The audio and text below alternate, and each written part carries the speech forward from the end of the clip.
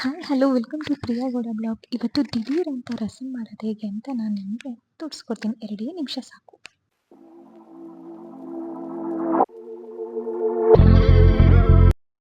So ಇಲ್ಲಿ ರಸಂ ಮಾಡೋಕ್ಕೆ ನಾನಿಲ್ಲಿ ಗುಂಟೂರು ಮೆಣಸಿನ್ಕಾಯಿ ಮತ್ತು ಮೆಣಸು, ಬೆಳ್ಳುಳ್ಳಿ, ಜೀರಿಗೆ, ಹುಣಸೆಹಣ್ಣು, ಹಸಿಮೆಣಸಿನ್ಕಾಯಿ, ಟೊಮೆಟೊ ಇದು ಒಂದು 4 ಜನಕ್ಕೆ ಮಾಡ್ತಾಯಿದ್ದೀನಿ.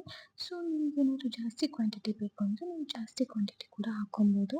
ಸೊ ಇದೆಲ್ಲನೂ ಮಿಕ್ಸಿ ಜಾರ್ಗೆ ಹಾಕ್ಕೊತಾ ಇದ್ದೀನಿ.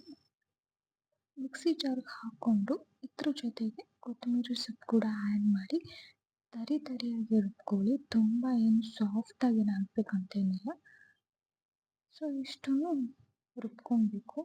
ನೋಡಿ ಯಾವ ಥರ ರುಬ್ಕೋಬೇಕು ಅಂದರೆ ಈ ಥರ ಇರಬೇಕು. ಇಷ್ಟಿದ್ರೂ ಸಾಕು. ಸೊ ಇದಕ್ಕೆ ಒಂದು ಒಗ್ಗರಣೆ ಕೊಡೋಣ. ಇದಕ್ಕೆ ಒಂದೇ ಟೈಮ್ ಒಗ್ಗರಣೆ, ಮತ್ತೆ ಸಾಂಬಾರು ಆದಮೇಲೆ ಒಗ್ಗರಣೆ ಅಂತಿಲ್ಲ. ಇದಕ್ಕೊಂದು ಬೇಳೆ ಬೇಡ, ಏನು ಬೇಡ. ದಿಢೀರ್ ಅಂತ ಒಂದು 2 ನಿಮಿಷದಲ್ಲೇ ನಾವು ಮಾಡ್ಕೊಬೋದು. ಸೊ ಎಣ್ಣೆ ಹಾಕಿ ಒಗ್ಗರಣೆಗೆ ಆ್ಯಕ್ಚುಲಿ ಒಂದೇ ಟೊಮೆಟೊ ತೊಗೊಂಡಿದ್ದು. ಅರ್ಧ ಟೊಮೆಟೊ ಒಗ್ಗರಣೆಗೆ, ಅರ್ಧ ರುಬ್ಬಕ್ಕೆ. ಇಲ್ಲಿಂದ ಬರೀ 4 ಜನಕ್ಕೆ ಅಂತ ಗುಂಟೂರು ಮೆಣಸಿನ್ಕಾಯಿ 2 ಮತ್ತು ಕರಿಬೇವು ಇಷ್ಟು ಹಾಕಿ ಎಣ್ಣೆಯಲ್ಲಿ ಫ್ರೈ ಮಾಡಬೇಕು. ಅಂದರೆ ಟೊಮೆಟೊ ಎಲ್ಲ ಸಾಫ್ಟ್ ಆಗೋ ಹಾಗೆ ಎಣ್ಣೆಯಲ್ಲಿ ಫ್ರೈ ಮಾಡ್ಕೊಬೇಕು. ಸೊ ಯಾರಿಗಾದ್ರೂ ಕೋಲ್ಡ್ ಇದ್ದರೆ ಏನೇ ಇದ್ರೂ ರಸಂ ಊಟ ಮಾಡಿದ್ರೆ ಸ್ವಲ್ಪ ರಿಲೀಫ್ ಸಿಗುತ್ತೆ ಮತ್ತು ಆರಾಮ್ ಅನಿಸುತ್ತೆ. ಸೊ ಎಣ್ಣೆಲಿ ಇಷ್ಟು ಫ್ರೈ ಆದಮೇಲೆ ನಾವು ಏನು ರುಬ್ಬಿ ಇಟ್ಕೊಂಡಿದ್ವಲ್ಲ ಅದನ್ನು ಇದಕ್ಕೆ ಹಾಕಿ ಅದು ಕೂಡ ಸಿಮ್ಮಲ್ಲಿ ಇಟ್ಕೊಂಡು ಸ್ವಲ್ಪ ಫ್ರೈ ಮಾಡ್ಕೊಬೇಕು.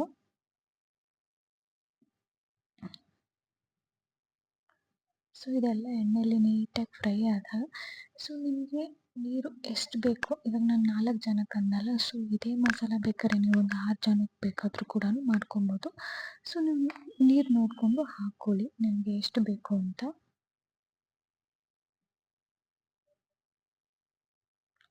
ಸೊ ನೀರನ್ನ ಹಾಕ್ಕೊಂಡು ಒಂದು ಸತಿ ನೀಟಾಗಿ ಮಿಕ್ಸ್ ಮಾಡ್ಕೋಬೇಕು. ನೋಡಿ ನಾನು 2 ಸತಿ ನೀರು ಹಾಕ್ಕೊಂಡೆ. ಇದು 4 ಜನಕ್ಕೆ ಕರೆಕ್ಟ್ ಕ್ವಾಂಟಿಟಿ. ಮತ್ತು ರುಚಿಗೆ ತಕ್ಕಷ್ಟು ಉಪ್ಪು ನೋಡಿಕೊಂಡು ಹಾಕ್ಕೊಳ್ಳಿ ಎಷ್ಟು ಬೇಕು ಅಂತ. ಮತ್ತು ನಿಮಗೆ ಖಾರನೂ ಅಷ್ಟೇ, ನಾನು ಗುಂಟೂರು ಮೆಣಸಿನ್ಕಾಯಿ 2 ಹಾಕಿ ಚಿಲ್ಲಿ ಹಾಕಿದ್ದೆ. ಸೊ ನೀವು ಬೇಕಾದ್ರೆ ಎಕ್ಸ್ಟ್ರಾ ಬೇಕಾದರೂ ಹಾಕ್ಕೋಬೋದು, ಬಿಕಾಸ್ ಮೆಣಸು ಕೂಡ ಹಾಕಿದ್ದೀವಿ.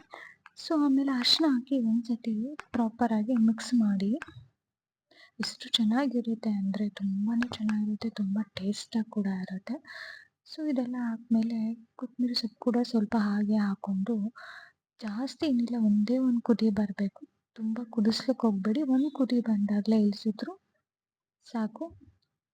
ನೀವು ಎಲ್ಲ ಟ್ರೈ ಮಾಡಿ ಹೇಗಿದೆ ಅಂತ ನನಗೆ ಹೇಳಿ. ತುಂಬಾ ಚೆನ್ನಾಗಿರುತ್ತೆ. ಅನ್ನಕ್ಕಂತೂ ಇವಾಗೇನು ಹೆವಿ ಊಟ ಮಾಡಿರ್ತೀರ, ಅದು ಡೈಜೆಸ್ಟ್ ಆಗ್ತಿಲ್ಲ ಅಂದರೆ ಈ ಥರ ರಸಂ ಊಟ ಮಾಡೋದಿರ್ಬೋದು, ಇಲ್ಲ ರಸಂ ಕುಡಿಯೋಕ್ಕಿರ್ಬೋದು, ತುಂಬ ಚೆನ್ನಾಗಿರುತ್ತೆ. ಒಂದು ಕುದಿ ಬಂತು, ಸೊ ರಸಂ ರೆಡಿ. 2 ನಿಮಿಷ ಸಾಕು, ಜಾಸ್ತಿ ಟೈಮು ಏನು ಬೇಕಾಗಿಲ್ಲ ಇದು ಮಾಡೋಕ್ಕೆ. ನೋಡೋಕ್ಕೂ ನೋಡಿ ಎಷ್ಟು ಚೆನ್ನಾಗಿದೆ ಇದು.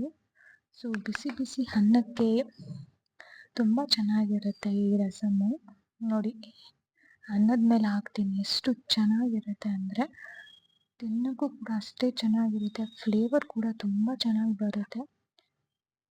ನೀವು ಎಲ್ಲ ಟ್ರೈ ಮಾಡಿ ಹೇಗಿದೆ ಅಂತ ನನಗೆ ತಿಳಿಸಿ. ಸೊ ಇದ್ರ ಜೊತೆಗೆ ನಾನು ಹಪ್ಳ ಮತ್ತು ಸೈಡ್ಗೆ ಹಪ್ಳ ಮಾಡ್ಕೊಳ್ಳಿ, ಇಲ್ಲ ಉಪ್ಪಿನಕಾಯಿ ಇದ್ರೆ ಉಪ್ಪಿನಕಾಯಿ ಜೊತೆ ತಿನ್ನಿ. ಸೊ ನಾನು ಬಾಳೆಕಾಯಿ ಕೂಡ ಸೈಡ್ ಮಾಡಿ ಹಪ್ಳ ಮಾಡಿದ್ದೆ, ತುಂಬ ಚೆನ್ನಾಗಿತ್ತು. ನೀವೆಲ್ಲ ಟ್ರೈ ಮಾಡಿ ಹೇಗಿದೆ ಅಂತ ತಿಳಿಸಿ. ಯಾರೆಲ್ಲ ನನ್ನ ಚಾನಲ್ನ ಸಬ್ಸ್ಕ್ರೈಬ್ ಮಾಡಿಲ್ಲ ಪ್ಲೀಸ್ ಸಬ್ಸ್ಕ್ರೈಬ್ ಮಾಡಿ ಅಂತ ಹೇಳ್ತಾ ಈ ವಿಡಿಯೋನ ಇಲ್ಲಿಗೆ ಎಂಡ್ ಮಾಡ್ತಾ ಇದ್ದೀನಿ. Thank you for watching.